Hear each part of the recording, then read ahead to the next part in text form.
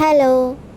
അപ്പോൾ വ്ളോഗ് വിത്ത് മെറിൻ്റെ പുതിയൊരു വ്ളോഗിലേക്ക് എല്ലാവർക്കും സ്വാഗതം. വെറും വ്ളോഗല്ല കേട്ടോ, ഇച്ചിരി നീണ്ട വ്ളോഗാണ്.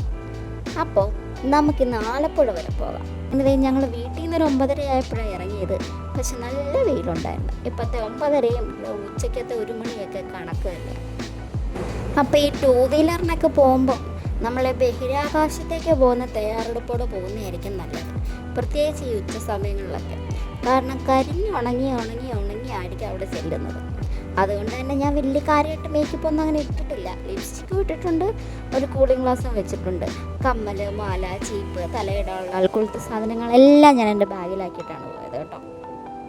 ആക്ച്വലി വീട്ടിൽ നിന്ന് ഇറങ്ങിയപ്പോൾ രാജാറാണിയിലെ നയൻതാരയെ പോലെ മുഖം മുഴുവൻ മൂടിക്കെട്ടിയാണ് ഇറങ്ങിയെങ്കിലും എൻ്റെ ഷാളിന് വലിയ അനുസരണയൊന്നുമില്ല. അതിനെൻ്റെ കളർ ഇത്രയ്ക്കങ്ങ് കൂടുന്ന ഇഷ്ടമല്ലെന്ന് തോന്നുന്നു.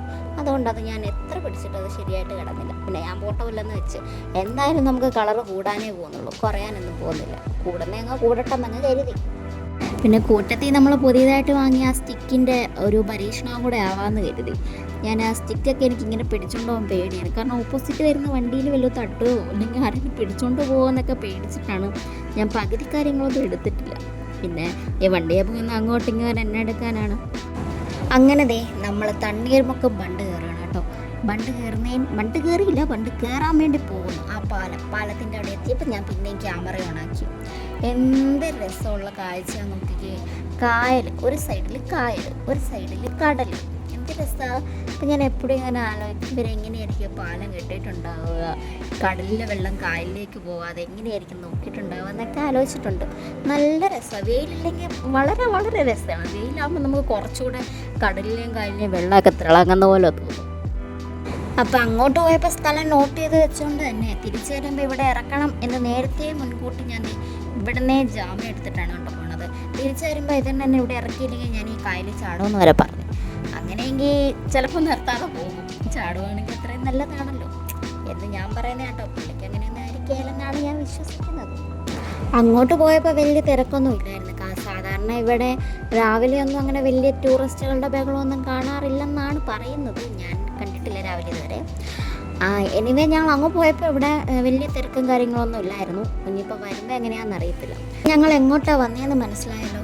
നമ്മുടെ അർത്തുങ്കപ്പള്ളിയിലേക്കാണ് കേട്ടോ. ഈ ഉച്ച സമയത്ത് ബീച്ചിൽ പോകുന്നത് അധികം ശരിയല്ലാത്തതുകൊണ്ട് ഞങ്ങൾ നേരെ പള്ളിയിലേക്ക് വന്നു. ഞങ്ങൾ പ്രേമിച്ചുകൊണ്ടിരുന്നപ്പം ഒന്ന് വന്നു, അത് കഴിഞ്ഞ് കല്യാണം കഴിഞ്ഞപ്പോഴും ഒന്ന് വന്നു, പിന്നെ വരുന്നത് ഇപ്പോഴാണ്. അതായത് ഞങ്ങളുടെ 3ാമത്തെ വരവാണ് ഈ പള്ളിയിൽ.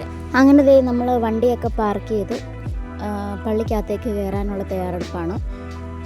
ചെരുപ്പൊക്കെ ഊരി ഞങ്ങളുടെ ഈ പള്ളിക്കകത്തേക്ക് കയറുകയാണ്. വലിയ തിരക്കും ബഹളമൊന്നും ഇല്ലായിരുന്നു കേട്ടോ. അതുകൊണ്ട് തന്നെ സമാധാനത്തോടെ തന്നെ പ്രാർത്ഥിക്കാനൊക്കെ പറ്റി. ഞങ്ങൾ കുറച്ചേറെ നേരം അവിടെ പള്ളിക്കകത്ത് തന്നെ ഇരുന്ന് കേട്ടോ. ഇരുന്ന് പ്രാർത്ഥിച്ച് നേർച്ചയൊക്കെ ഇട്ട് അങ്ങനെ കുറച്ച് നേരം പള്ളിക്കകത്ത് തന്നെ സ്വസ്ഥമായിട്ട് ഇരുന്നിട്ട് പിന്നെ ഞങ്ങൾ വെളിയിലേക്കൊക്കെ ഇറങ്ങിയുള്ളൂ. ശരിക്കും ഈ പള്ളി കാണാൻ നല്ല രസമുണ്ടല്ലോ. നമ്മൾ ഈ അൾത്താരയൊക്കെ ആ മരത്തടികൾ ചെയ്തേക്കുന്ന കൊത്തുപണിയൊക്കെ കാണാൻ എന്ത് രസമല്ലേ. പിന്നെ ഇതേ ഞങ്ങൾ പ്രാർത്ഥിച്ച് കുറച്ച് നേർച്ചയൊക്കെ ഇടാണ്ടായിരുന്നു. നേർച്ചയൊക്കെ ഇട്ടിട്ട് പിന്നെ ഞങ്ങൾ വെളിയിലേക്ക് വെളിയിലത്തെ കാഴ്ചയൊക്കെ കണ്ടിങ്ങനെ കുറച്ചേറെ നേരം നടന്നു. വെളിയിലൊന്നും അധികം ആരുമില്ലായിരുന്നു. പിന്നെ നല്ല ചൂടുണ്ടായിരുന്നു, അത് പിന്നെ കുഴപ്പമില്ലായിരുന്നു. പിന്നെ ഞങ്ങളത് ഈ കപ്പൽ പോലത്തെ ഈ ഇതിലൊക്കെ കയറി ഇവിടേക്ക് കയറി പ്രാർത്ഥിച്ചു.